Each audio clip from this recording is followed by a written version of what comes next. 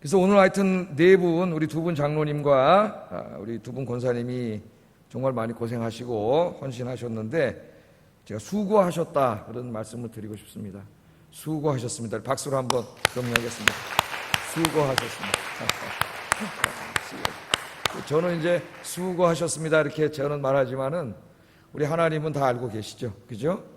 우리 네 분이 주님의 몸된 교회를 위해서 기도하시고 수고하신 것은 하나님이 다 알고 계세요. 하나님은 저는 모르고 안 보이는 데서 헌신하고 수고하면 제가 어떻게 알겠습니까만은 하나님은 다 알고 계시기 때문에 하나님께서 좋은 면류관으로 갚아주실 줄로 믿습니다. 은퇴를 하셔도 하던 보직이라 할까요? 그런 거는 잠깐 내려놓은 거지만은 변한 거는 크게 없습니다. 자, 그래서 오늘 이제 제가 이 설교 제목도 좀 맞아요. 눈물을 흘리시는 하나님, 그렇게 제가 눈물을 흘리시는 하나님이 눈물을 흘리신다? 보통 눈물은 우리가 하나님 앞에 가서 흘리는 거죠. 다윗도 기도하면서 내 눈물을 주의 병에 담아주세요. 그래서 기가 막힌 기도를 했죠. 여러분들 하나님 앞에 가서 많이 우세요. 그럼 여러분의 눈물은 하나님의 이 응답의 병에 다 담아주십니다. 하나님이 다윗이 그렇게 기도를 했어요. 하나님께. 자, 하나님이 흘리시는 눈물. 여러분, 하나님의 마음을 알고 있습니까?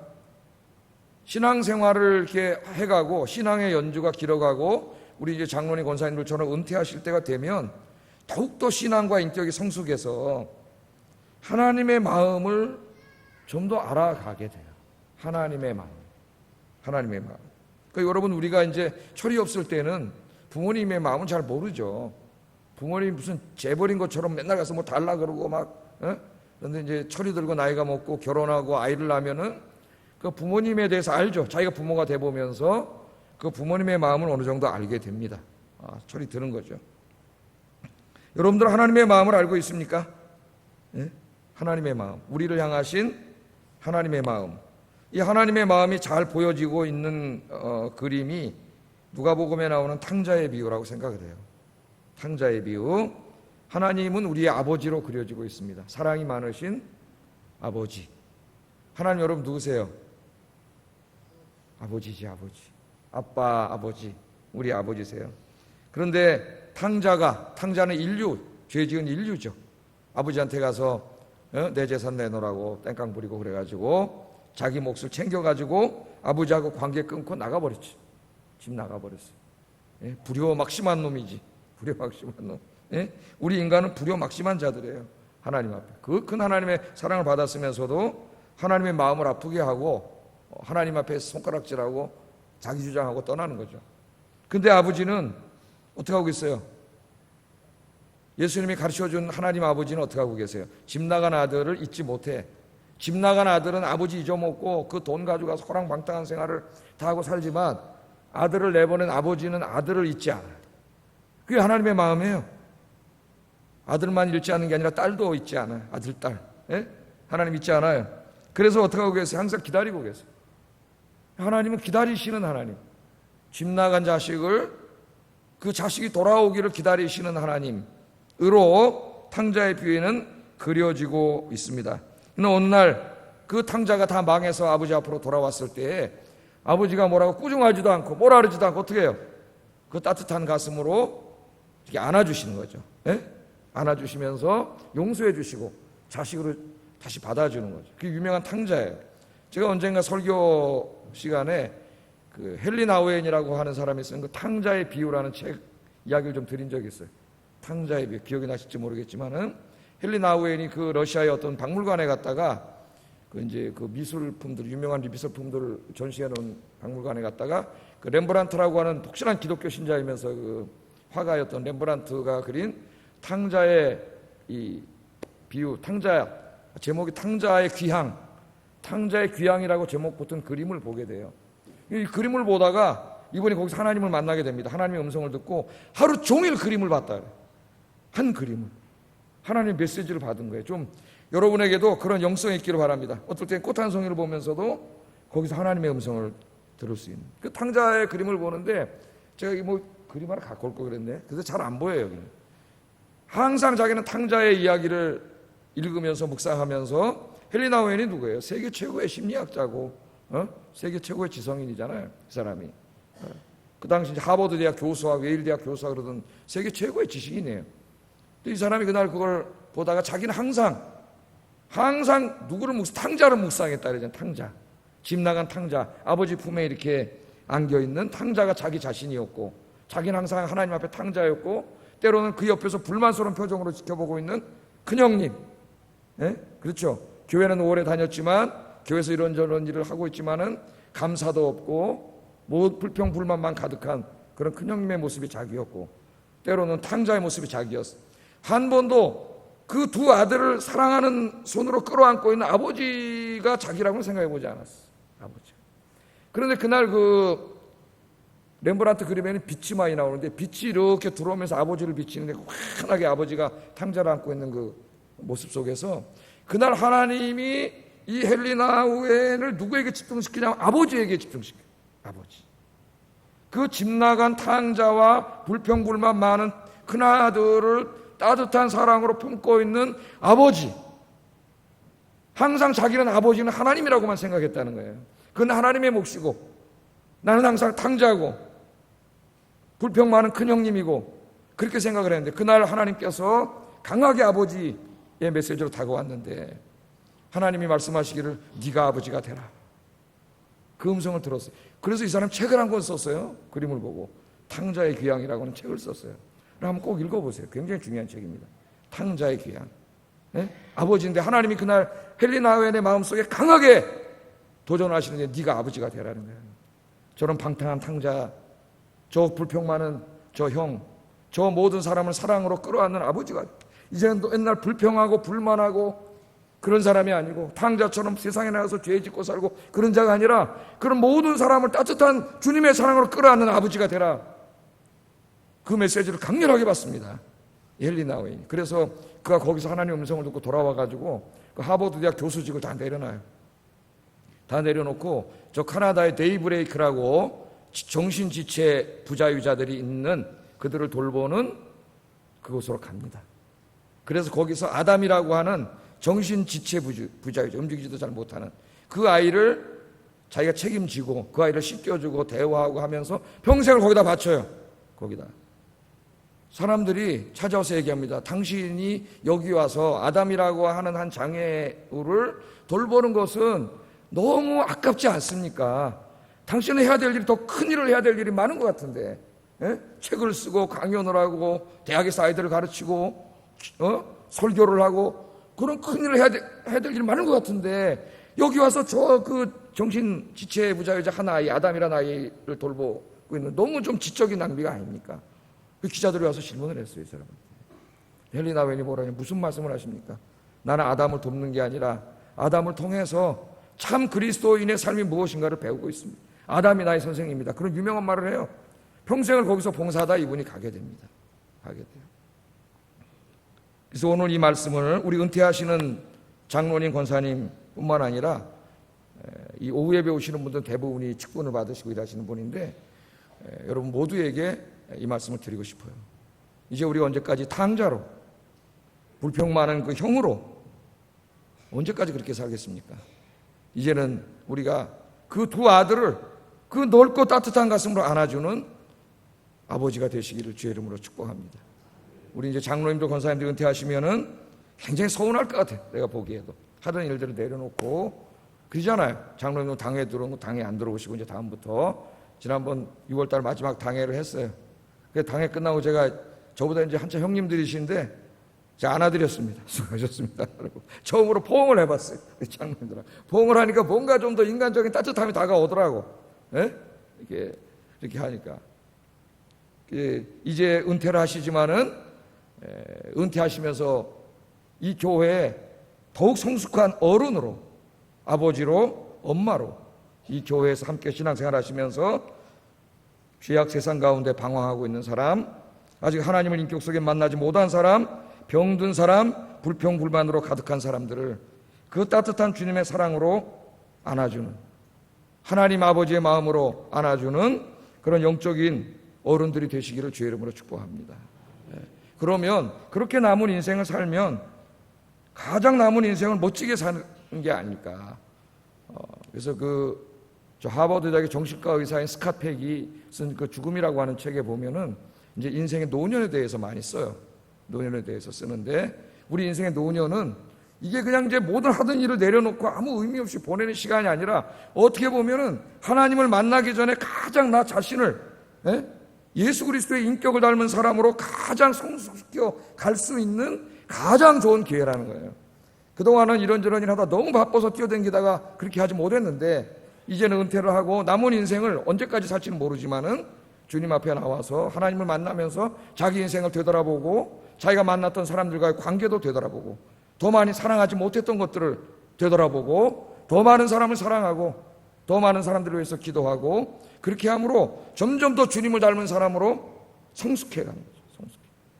하나님 만나기 전까지 참된 인간으로 거듭날 수 있는 아주 축복의 기간이라는 거예요. 이 기간이. 그래서 이미 은퇴를 하신 분들도 계신데, 그 남은 인생을, 우리 지금 오늘 은퇴하시는 우리 분들도 그런 하나님과 더 가까워지고 더 주님과 같이 되는 그런 축복의 기간으로 남은 인생을 보내시기를 주의 이름으로 축복합니다. 제가 설교에 앞서서 권면했어요. 권면. 그래서 오늘 설교 말씀을 한번 가보겠습니다. 자, 지난 시간에 우리가 공부한 것 계속하면, 요나는 하나님께서 니느웨의 성을 심판하시지 않고 용서하시는 걸 보고 화가 났다 그랬어요. 왜? 자기는 니느웨 사람들하고 원수지가 아니에요. 이스라엘과 니느웨. 너무나 자기들을 괴롭혔던 사람, 고통을 줬던 사람들이에요. 저 사람들은 하나님이 멸망시켜야 된다고 생각하고 살았는데 하나님 용서해 주시는 거예요. 자기 생각하고 너무나 달라. 그래서 화가 굉장히 났죠. 그래서 하나님한테 화를 낸 다음에 이 요나가 이제 성을 나가가지고, 성을 나갑니다. 니느웨 성을 나가간 다음에 오늘 말씀에 보면 성 동쪽으로 가서 초막을 하나 지었다 그랬어요. 그러니까 그 니느웨 성이 잘 내려다 보이는 그 산에 올라가가지고 초막을 하나 줬어요. 그래서 그 성에서 무슨 일이 일어나는가를 지켜보고 있었습니다. 자, 5절 한번 읽어보겠습니다. 5절 시작.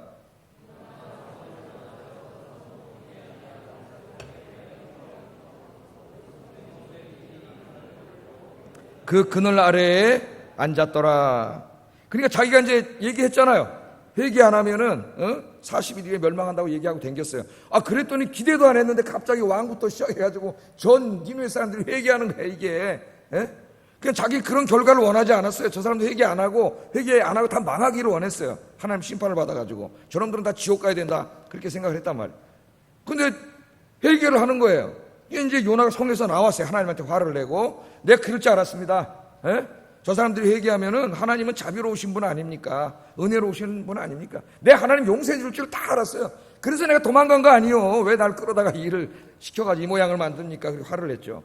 그리고 이제 산에 올라가서 초막을 짓고 성을 내려다보는 거예요. 그런데 이 모습을 보면은 요나가 성 바깥으로 나가서도 여전히 하나님께서 심판하실지도 모른다, 그런 기대를 갖고 있었던 것 같아요. 하나님의 뜻이 아니면 빨리 포기해야 되는데 너무 집착을 하면은 인간이 자기의 집착을 하나님의 뜻으로 오인할 때가 있어요.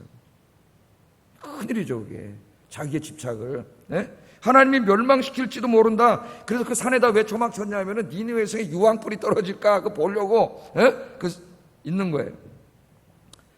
자, 거기 가서 그렇게 보려고 앉아 있었습니다. 우리는 요나서 2장에서 요나가 하나님께서 자신의 생명을 구원해 주시는 것에 감사하며 찬양하는 걸 공부했어요. 이미 고래 뱃속에 들어가 있는 거 하나님 살려주셨잖아요. 얼마나 감사하고 찬양을 했습니까? 요나는 자신을 구해달라고 기도했고 하나님께서 구해주시자 감사 찬양을 드리면서 하나님께서 니느웨 사람 그렇게 감사 찬양을 드렸어요. 자기는. 그런데 하나님이 니느웨 사람들을 용서해 주니까 화를 내는 거예요. 화를 내는 거예요. 여러분, 이 요나는 바로 우리 자신이에요.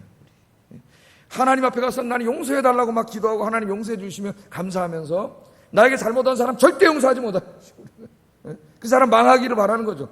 뭐가 안 되고 꼬꾸라지기를 바라는 거죠. 우리 마음에. 이 요나는 바로 우리 자신의 모습입니다. 우리는 요나처럼 내가 싫어하는 사람들이 구원받는 것을 싫어하지는 않는다 할지라도 구원받는 것까지는 그렇게 관심을 갖지 않는 것 같아요. 내가 죄사함 받고 구원받은 것에 대하여 기뻐하고 감사하는 것만큼 다른 사람이 죄사함 받고 구원받는 것에 관심을 갖고 여러분 적극적으로 기도하고 전도하기를 주의 이름으로 축복합니다.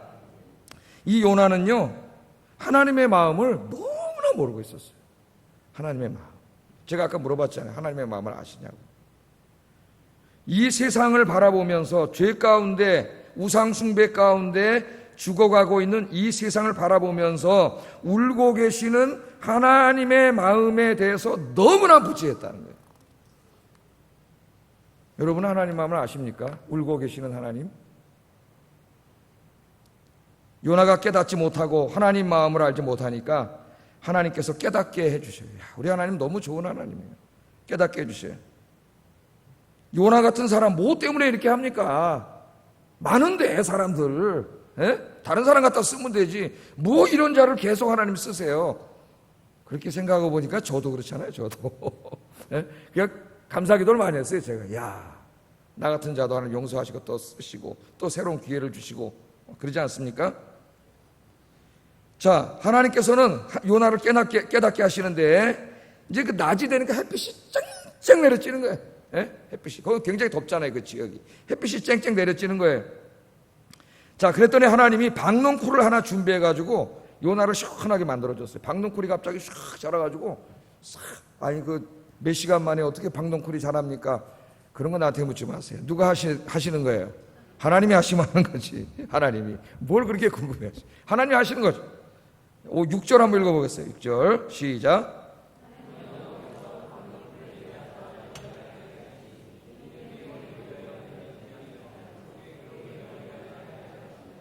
요나가 박농쿨로 말미암아 크게 기뻐하였더라. 요나가 이런 사람이에요.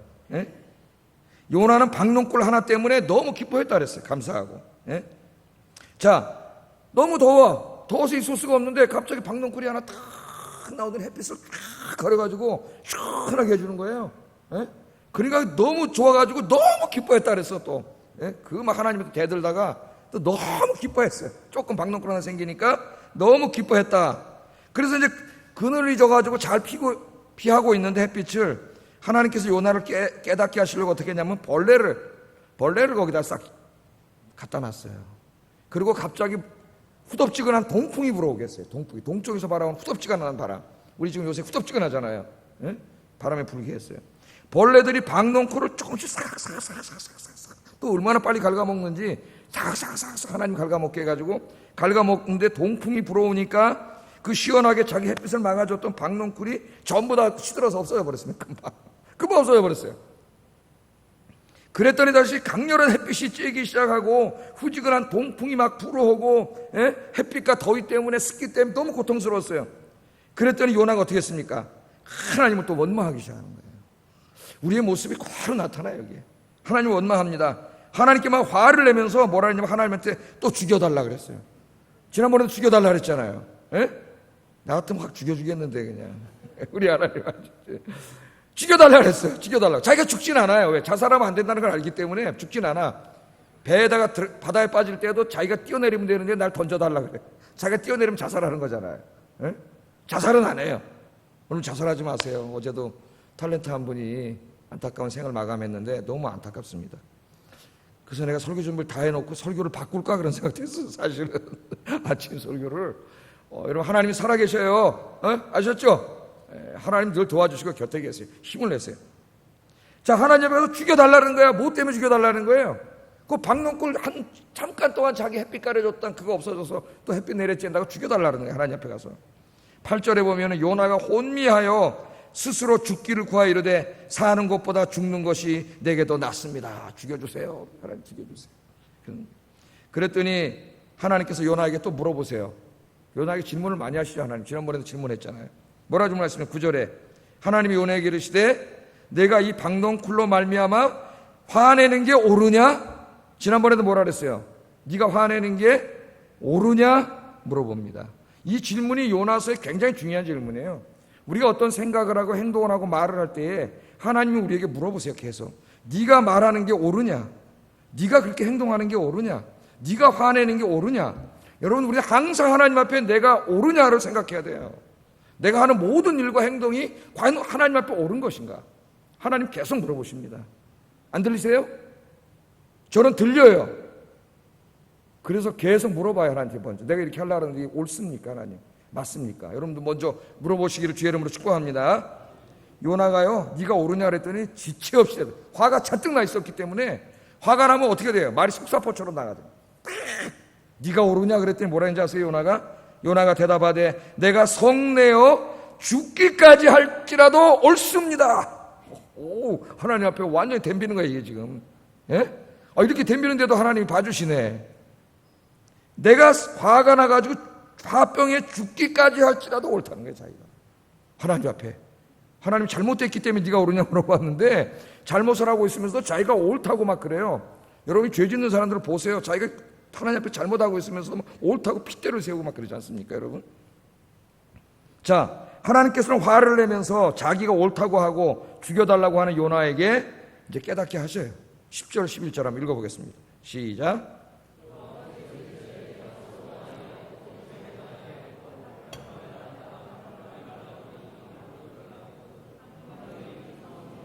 좌우를 분별하지 못하는 자가 12만 명이요 가축도 많이 있나니 내가 어찌 아끼지 아니하겠느냐 하시니라.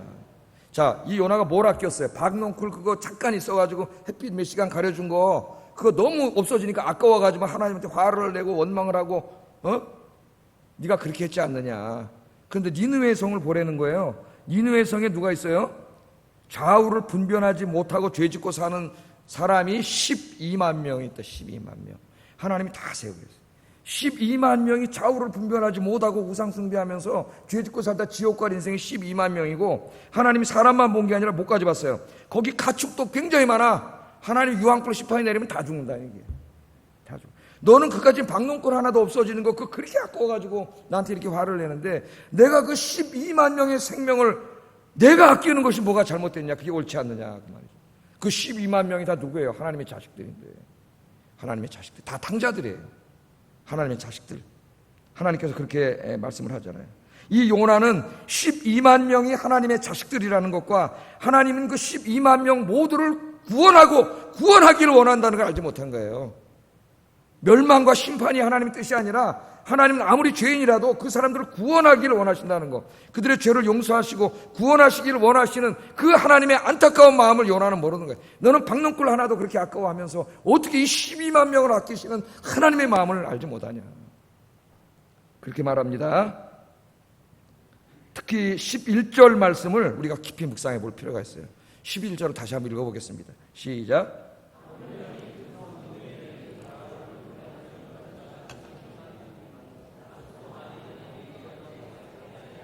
아멘. 여기 보면은 하물며 이 큰 성읍 니느웨에는 좌우를 분별하지 못하는 자니까 이게 뭐예요? 죄 짓고 사는 거죠. 뭐가 진리인지도 모르고 우상 숭배하고 막 죄 짓고 사는 사람들이 12만 명이 있어요. 그렇게 살면 다 멸망받아요. 하나님 앞에. 12만 명이 있고 가축도 많은데 내가 어찌 아끼지 않겠느냐 그래 하나님. 아끼지 않겠느냐. 여기 아끼다는 말은 원어를 정확히 번역하면 불쌍히 여긴다는 말입니다. 내가 불쌍히 여기지 않겠느냐 그 말이에요. 불쌍히 여기다. 혹은 눈물을 흘린다 그런 뜻이었어요. 눈물을 흘린다. 그러니까 여기는 하나님 12만 명이 하나님의 심판을 받아 죽게 된 것을 보고 그 사람들을 불쌍히 여기다 혹은 눈물을 흘리고 계신다는 그 안타까움을 보고 눈물을 흘린다는 뜻이에요. 여기에. 그래서 제가 오늘 설교 제목을 눈물을 흘리시는 하나님이라고 정했습니다. 눈물을 흘리시는 하나님.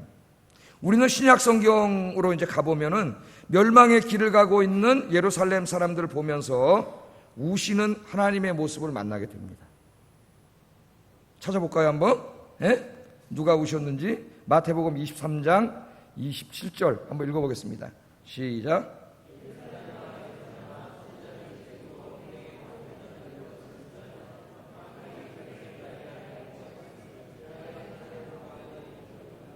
그러나 너희가 원하지 아니하였도다. 보라 너희 집이 황폐하여 버려진 바 되리라. 이 말씀을 하시고 예수님이 우셨다 그랬어요. 우셨다. 그러니까 예수님이 누구죠? 하나님이시잖아요.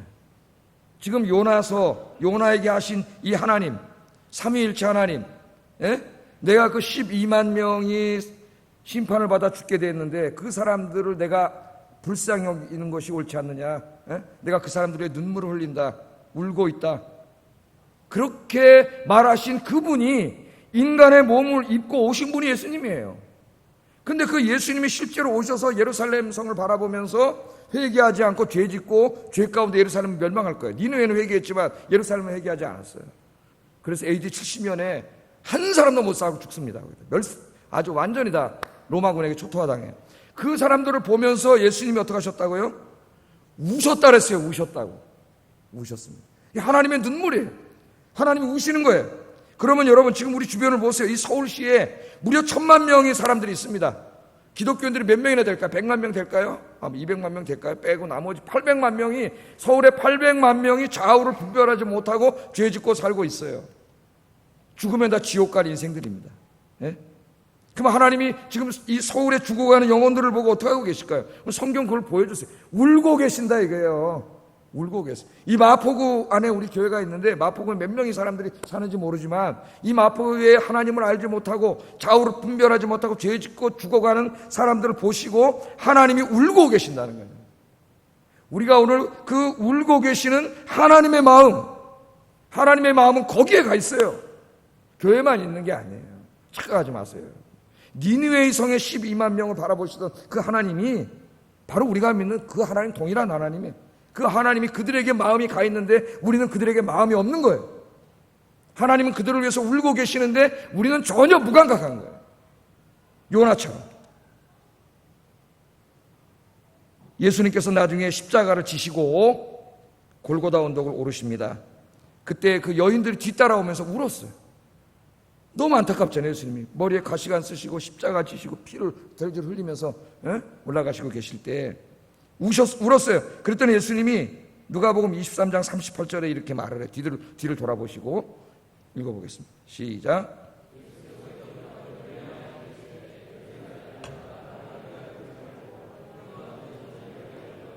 아멘. 그때 예수님이 그 울고 있는 여인들을 보면서 예루살렘의 딸들아, 나를 위해서 울지 말고 누굴 위해서 울으라고요? 너희와 너희 자녀를 위하여 울으라래요. 이제 우리가 울어야 될 대상이 누굽니까? 내 집에 믿지 않는 사람들, 내 주변에 믿지 않는 사람들, 하나님을 알지 못하는 사람들, 나를 위해서 울지 말고 네 자녀와 가족을 위해서 울으라래요. 여러분, 주님이 우셨어요. 우리가 그들을 보고 안타까운 마음을 가져야 돼요. 하나님의 마음을 가져야 됩니다. 하나님의 마음이 있는 곳에 우리의 마음이 있어야 하고, 그렇지 않겠어요? 예? 하나님의 눈물이 있는 곳에 우리의 눈물이 있어야 되지 않겠습니까? 그 하나님의 마음, 지금도 울고 계시는 이 좌우를 분별하지 못하고 죄 가운데 살다가 지옥 갈 사람들을 보고 울고 계시는 그 하나님의 마음이 오늘 은퇴하시는 우리 장로님 권사님들의 마음이 되고 모든 성도님들의 마음이 되기를 주의 이름으로 축복합니다. 우리 찬송 중에 이 아버지의 마음을 참 잘 담은 찬송이 있더라고요. 내가 좀 부르려고 그래요. 아버지의 마음을 너무 잘 표현했어. 응? 가사가 이래요. 아버지, 당신의 마음이 있는 곳에 나의 마음이 있기를 원합니다. 아버지, 당신의 눈물이 고인 곳에 나의 눈물이 고이길 원합니다. 아버지, 당신이 바라보는 영혼, 나의 두 눈이 향하길 원합니다. 아버지, 당신이 울고 있는 어두운 땅에 나의 두 발이 향하길 원합니다. 나의 마음이 아버지의 마음 알아 내 모든 뜻, 아버지의 뜻이 될 수 있기를. 나의 온 몸이 아버지의 마음 알아 내 모든 삶 당신의 삶 되기를. 바로 이 말씀. 우리 한번 찬송해 볼까요? 금요일날 우리가 많이 하는 찬송인데.